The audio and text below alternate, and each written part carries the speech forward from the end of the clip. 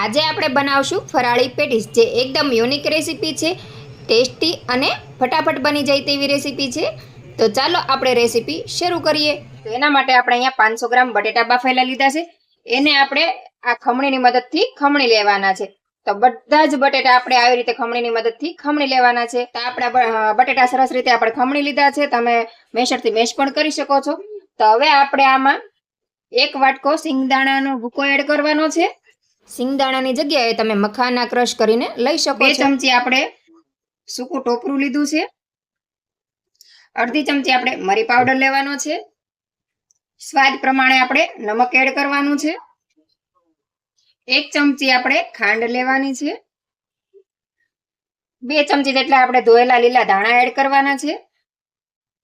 2 મોટી ચમચી આપણે આદુ મરચાની પેસ્ટ એડ કરવાની છે।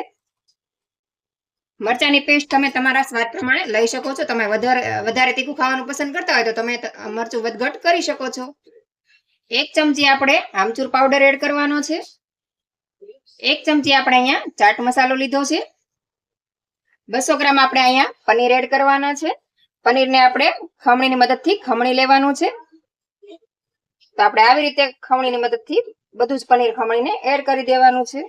પનીર આપણે સરસ રીતે ખમણીને એડ કરી દીધું છે। હવે આપણે એમાં અડધી ચમચી સંચળ પાવડર એડ કરવાનો છે। હવે આ બધી જ વસ્તુ આપણે સરસ રીતે મિક્સ કરી લેવાની છે બટેટાની સાથે।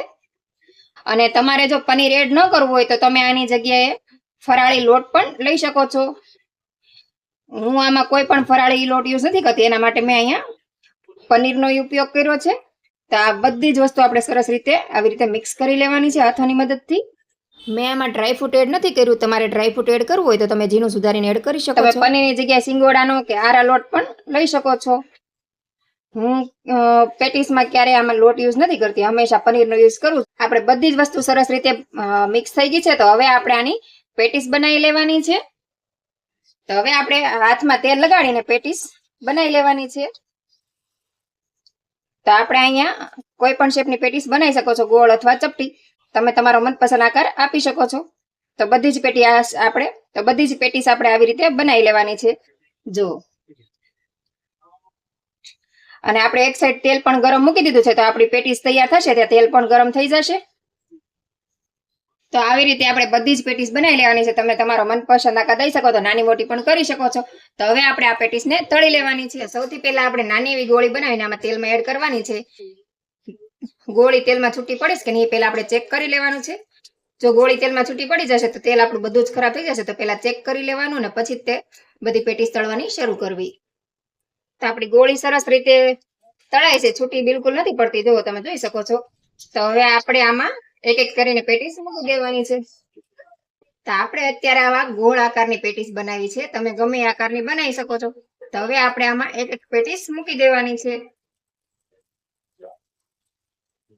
ગેસની ફ્લેમ આપણે એકદમ ધીમી જ રાખવાની છે। જો તમારે પેટીસની ગોળી તેલમાં છૂટી પડી જતી હોય તો તમારે તપકીરનું બેટર બનાવીને તેમાં ડીપ કરીને પછી જ તે તળવી, તો તમારી પેટીસ એકદમ ક્રિસ્પી પણ બનશે અને તૂટશે પણ નહીં। બહુ આપણે ફેરવા નથી, અને આપણે ધીમા હાથે જ ફેરવાનું છે, નકર પેટીસ આપણી ફૂલી જશે તો તેલ બધું જ ખરાબ થઈ જશે। તો તમે જોઈ શકો છો આપણી પેટીસ સરસ મજાની એકદમ બ્રાઉન રંગની થઈ ગઈ છે। તો આપણે પેટીસ બધી જ આવી રીતે બહાર કાઢી લેવાની છે અને એક સર્વિંગ પ્લેટમાં કાઢી લઈશું। પેટીસને આપણે ધીમા ગેસે બ્રાઉન રંગની થાય ત્યાં સુધી તળવાની છે। તમારે આને ક્રિસ્પી કરવી હોય તો તમે જે તપકીરનો લોટ આવે છે એમાં ડીપ કરીને તમારે તળવાની છે, તો તમારી પેટીસ એકદમ ક્રિસ્પી બનશે।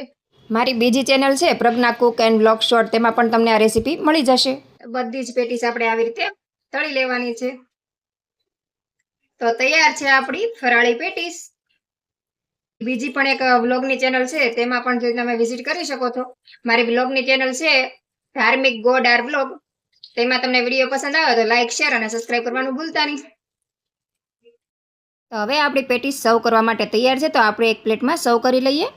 તો તૈયાર છે આપણી ફરાળી પેટીસ। તો તમે આ રેસીપી બનાવો, ખાઓ અને તમારો અનુભવ મારી સાથે શેર કરો, અને કોમેન્ટ કરીને મને જરૂરથી બતાવજો કે તમને મારી રેસીપી કેવી લાગી। અને વિડીયો પસંદ આવ્યો હોય તો લાઇક, શેર અને સબસ્ક્રાઈબ કરવાનું ભૂલતા નહીં। તો ફરીથી મળશું એક નવા વિડીયો સાથે। જય હિન્દ,